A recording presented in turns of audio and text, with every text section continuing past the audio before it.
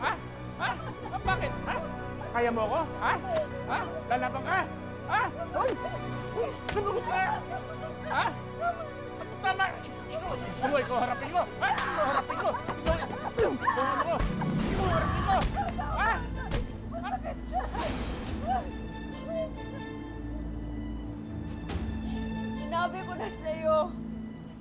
Sinabi ko na sa'yo nung huling saktan mo kay nanay. Pag naulit to, papatayin kita! Sige, Tay! Saktan mo ako! Magpatayan tayo! Diyan ka magaling, di ba? Wala ka respeto. Kung ganyan ka lalaki sana, hindi ka na inirin ng nanay mo! Sana hindi mo na lang kami binuhay. Total, hindi mo naman kami kayang buhayin eh. Laki-laki ng katawan mo, pero wala kang silbi. Nasenggo ko na nga, palamunin ka pa! Kamiya pa. Sasaksakin mo ko. Ha? Sasaksakin mo!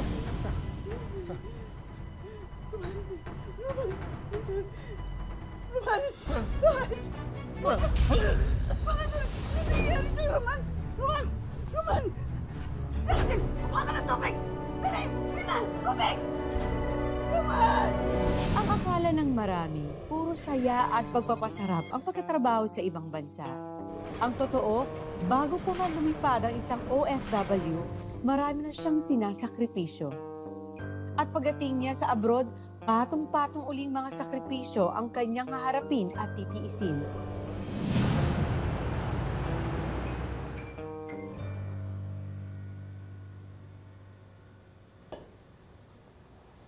Jacob, you barely touched your food. Do you want something else? I can ask Mina, our new helper, to prepare something. Look. Mina, can you cook something, please? Sir, what do you want me to cook?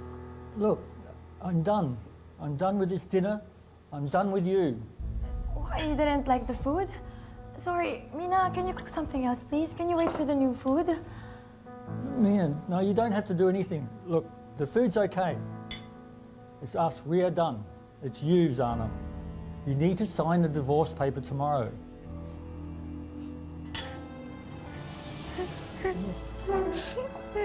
Jacob, wait, stop. Wait, please wait for the new food, please. Take care, darling. Dad loves you. You know that, okay? It's all right. Enough.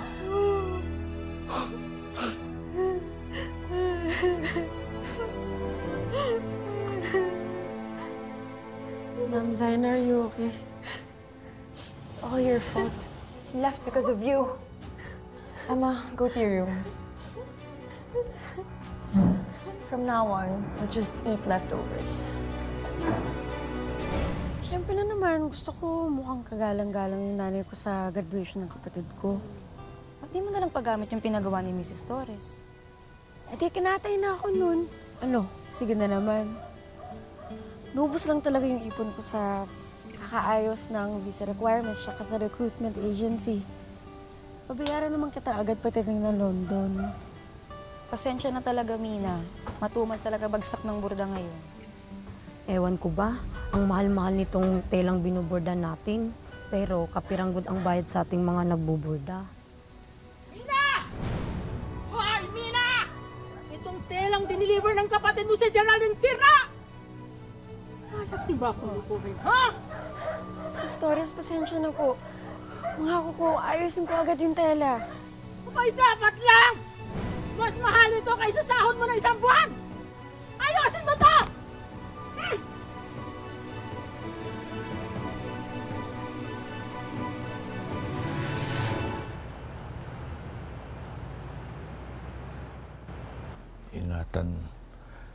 Ingatan mo yung sarili mo sa London, ha? Huwag ka masyadong magpapagod. Ingatan mo yung kalusugan mo. Patawarin mo na ako. Nagpatalo ako sa bisyo, eh. Dapat ako yung nagpapagod sa trabaho para pag-aralin yung kapatid mo. Pero ikaw yung gumagawa. siguro, Diyos na lang gagantimpala sa'yo. Kaya siguro binawi ng Diyos yung lakas mo. Kasi hindi mo naman ginamit. Patawarin mo na ako, anak. Hindi para sa akin. Para din sa'yo. Mahirap matulog sa gabi pag galit ka. At sana hindi umabot doon sa puntong saka mo papatawarin. Pagpatay na ako. Oh.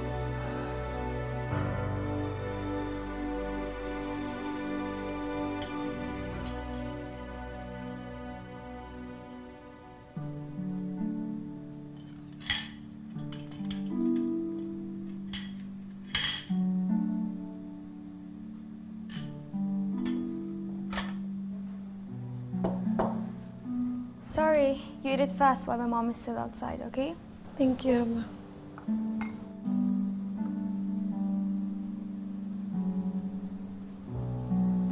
Emma, I have a favor. I want to text my family, but your mom won't let me borrow a cell phone. Okay, but make it fast, okay? Thank you. Emma, why are you helping this woman? Go to your room.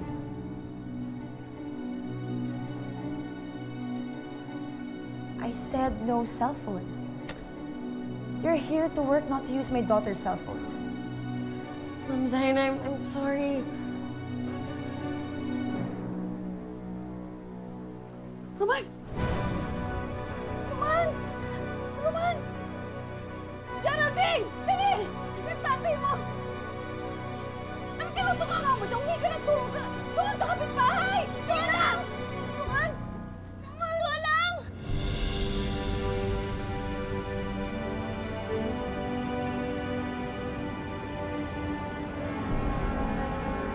Yes, Emma, it's okay. Please tell Grandma I miss her. Yes, your father promised me he'll be here to celebrate my birthday with me. But I've been waiting for 2 hours already. I gotta go. He might call. I love you. Bye.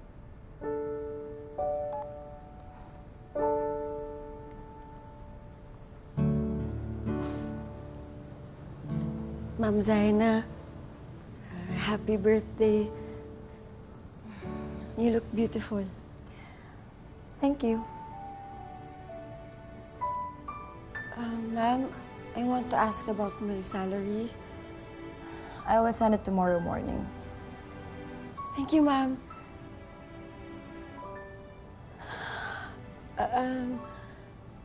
Ma'am, can I please borrow your cell phone?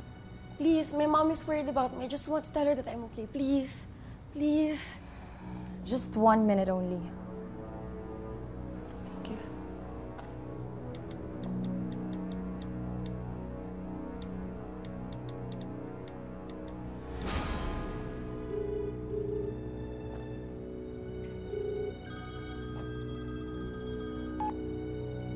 Anak? Hello, Nay? Nay, kumusta po kayo dyan? Ayos naman po. Opo, ipapadala bukas ng amo ko yung sahod ko, ha? Anak, inatake na naman na tatay mo. Si tatay? Ano nangyari kay tatay? That's enough. Minute's over. My husband might call. You're abusing my kindness. Ma'am, please, just 1 more minute. It's an emergency. My mother... You're ruining my day.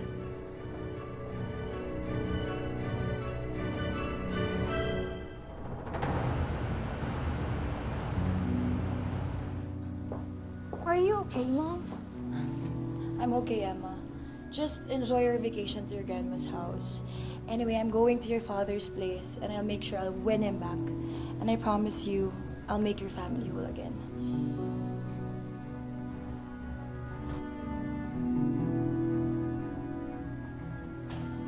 Mom, where are you going? It's none of your business. Mom, what about my salary? I'll send it tomorrow morning. Just don't go anywhere. Stay put. Mom, when are you coming back? Mom! Mom! Mom! Mom, my salary! Please, please don't leave me! Have mercy on me, please! Mom! Mom, don't leave me! Nak, ito lang yung mapapabaon ko sa'yo. Nako, kapag nalulungkot ka dun sa London, hawakan mo lang yan. Para na rin kaming kasama.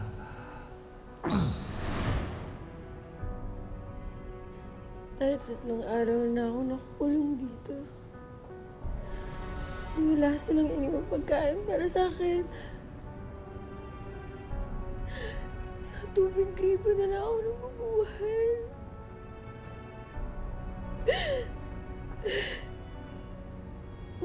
Mawanda ako. Parusa ba ito sa pang-aaway ko sa'yo? Para kasi wala akong trabaho. Lagi ka pang lasing. Tapos lagi mo sinasaktan si nanay.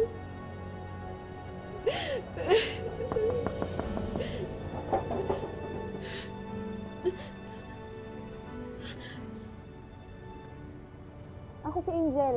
Ayos ka lang ba? Bago ka lang dito, no? Isang buwan pa lang ako dito. Ako si Nina. Kinanong ako ng mga amo ko dito. Hindi ko alam kung saan sila. Please, please, tulungan mo akong makatakas dito.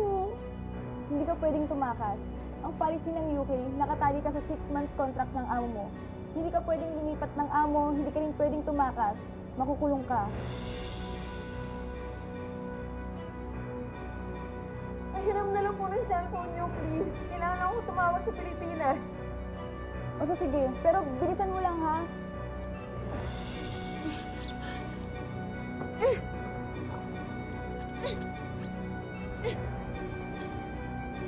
Salamat.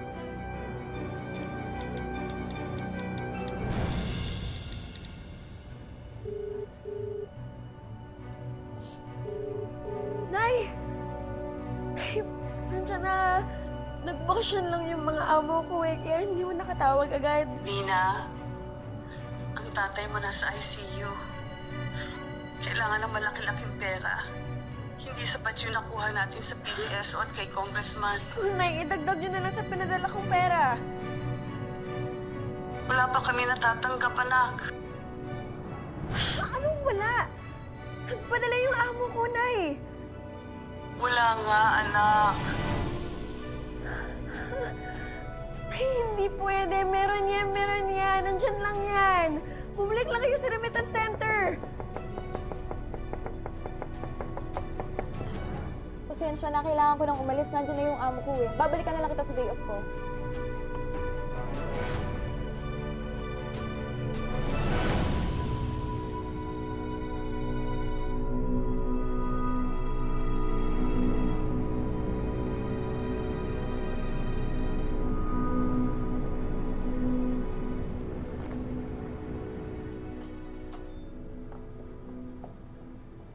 I missed you, Nina. Did you send my salary to the Philippines? I forgot. Nina? My father is sick and my family needs money. You told me you were going to send my salary to the Philippines. I'm going through a messy divorce here. My husband left me, and I just signed the divorce papers. Don't you get it? I'm not fine! My family needs money! Give me my salary! Walang hiya ka!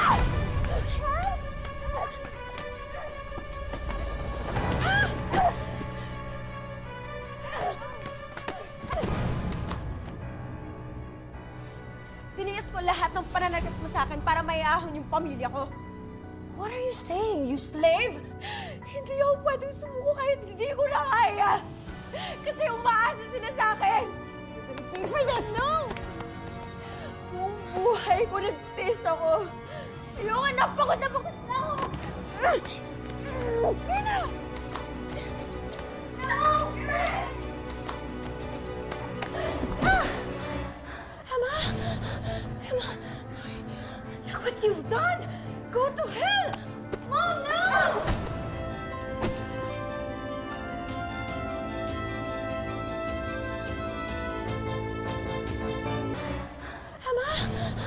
Emma, sorry. Look what you've done! Go to hell! Mom, no!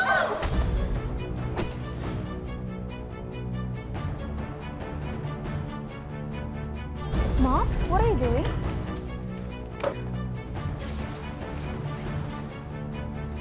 Mom? Mom, no, don't do that! Mom, no!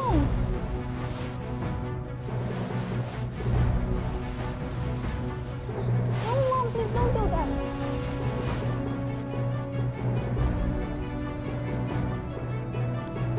Mom? No! Mom! My God, what are you thinking, Mom?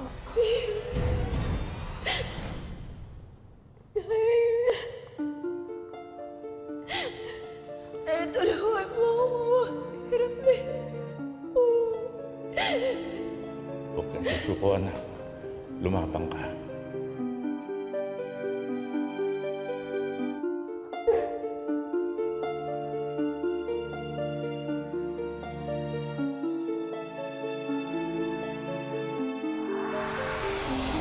Tay? Tay? Tay? Tay?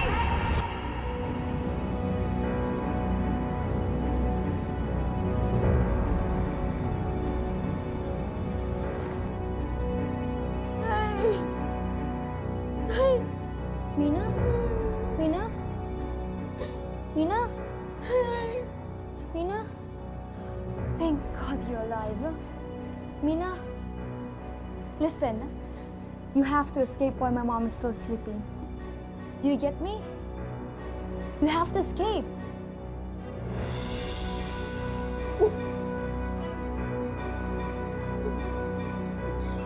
Just go.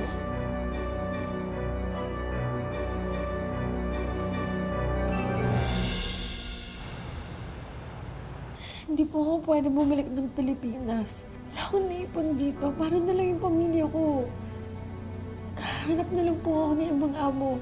Nakatali ang visa mo sa kanya ng 6 months. Na ayon sa bagong polisiya ng UK, sa migrant domestic workers, hindi pwedeng basta-basta ka lumipat ng amo. Pareho tayo ng pinagdaanan, Mina. Tumakas din ako. Nag-underground ako dito sa UK. Ang mahirap lang kasi, walang kasiguruhan ang trabaho dito. Mahirap mag-TNT kasi habulin ka ng mga pulis at pwede ka pang makulong. Para maging legal ako dito, kailangan kong bumalik sa amo ko. Ayoko nang bumalik sa impyernong yun. Ang advice namin sa'yo, voluntarily surrender. I-identify ka namin biktima ng trafficking.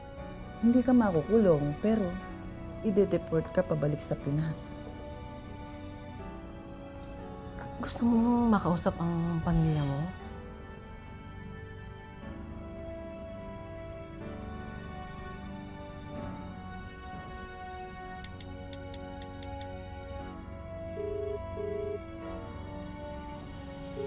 Nay! Nay, si Mina to. Hindi po. Nakitawag lang po ako. Ha? Ano nangyari kay tatay?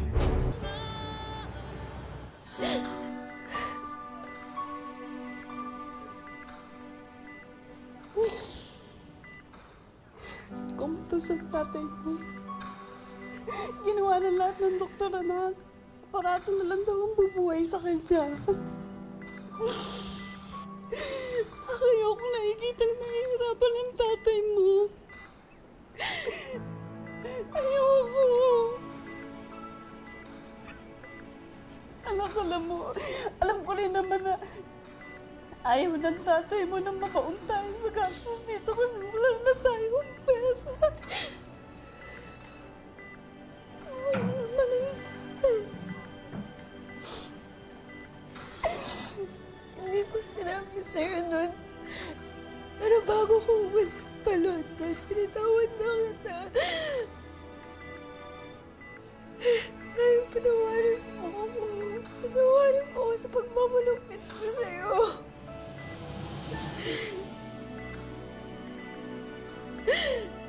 Tayo, patawarin mo ako dahil hindi ko naibigay yung magandang buhay na sinabi kong ibibigay ko kay Nanay at Geraldine.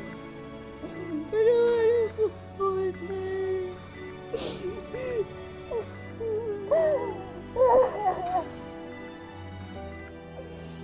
Mama!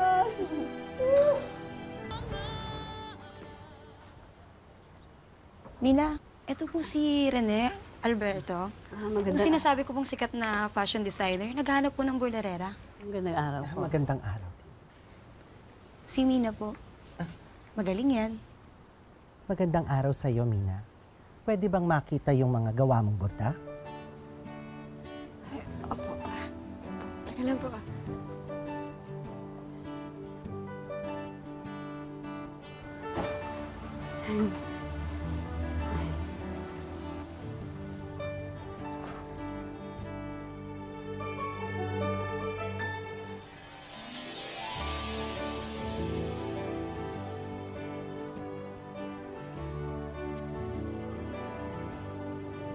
Malinis ang pagkakaborda. Gusto ko. Kaya lang, kaya mo ba ng rush? 5 days? Ako, Mari, pumayag ka na. VIP ang magsusuot. Tsaka magandang bigayan. Kayang-kaya po. Nina, siguraduhin mo lang ha, dahil ang pinakaayaw ko sa lahat ay yung napapahiya ako sa customer. Bueno, kung payag ka, bukas na bukas din ipadadala ko dito sa bahay mo yung mga materyales. Lalong-lalo na yung sinulid. Imported yon galing Japan. Kaya bigyan mo ko ng world-class work. Naintindihan mo? Yes, sir.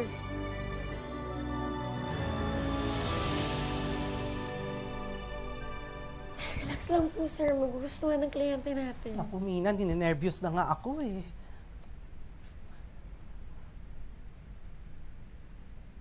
I don't like it. I love it. Ang ganda ng disenyo. At kalidad. Napaka-unique. Ano mo po yan, ma'am? Walang makina. Great job, Iha and Rene. Sa susunod na event, sa inyo uli kami magpapagawa. Naku, thank you very much po, ma'am. Thank you, sir. Thank you po. Thank you, sir. Thank you.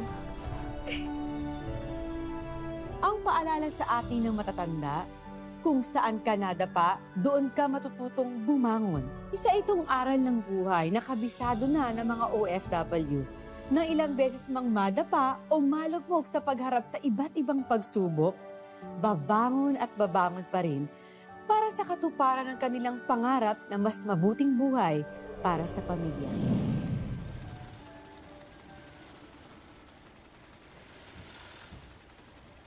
Parang kailan lang, sa ilalim lang tayo ng puno, bordadera.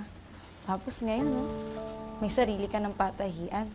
Tapos next week, graduate ka na ng business administration. Ay, naku, Maria. Mamaya ka na magdrama. Tulungan mo muna akong surprisehin si Mama. Sige na, baka mamaya mapagod na yan, tsaka umuwi. Aling Saling! Sukat niyo po yung Pilipiniana. Kahulman niyo po kasing nagpagawa nito eh. Ako? Opo. Uy, naku, wag. Nakakahiya. Mahal yan. Pang VIP lang yan. Hindi ako, wag. Sige na, Nay. Susuot mo lang naman eh. Paano masasira yan? Sige na. Gusto namin makita kung maganda. Bakit ako eh? Hindi ko masira yan pag VIP mabilis yan. lang, mabilis lang. Ha? Dahan-dahan na. Naku, nakakahiya. Bagay na bagay. Mabilis lang, Nay. Promise. Gusto lang namin makita kung maganda. Ano sa tingin mo, Mina? Perfect! Talaga? Saktong-sakto sa super VIP. Ang VIP yung magsusuot nito, anak. Ikaw. Ako? Ako magsusuot? Bakit ako? Isang linggo namin pinagtutulungan ni Maria gawin yan. Isang linggo namin pinagtulungan gawin yan ni Maria. Ito yung susuotin mo sa graduation ko next week. Apo. Suot ko to sa graduation mo? Oh, anak. Alam mo, kung nandito lang ang tatay mo, siguradong proud yun sa'yo. Masaya ako, Nay, dahil natupad yung pangako ko sa kanya. Tsaka sa inyo na bigyan kayo ng magandang buhay. Ang buhay ay hindi isang daan na mga tinakdang hirap at pasakit. Ito ay sangang daan na magbibigay sa atin ng maraming pagkakataon para marating natin ang sarili nating tadhana. Magandang hapon, ako po si Marian Rivera.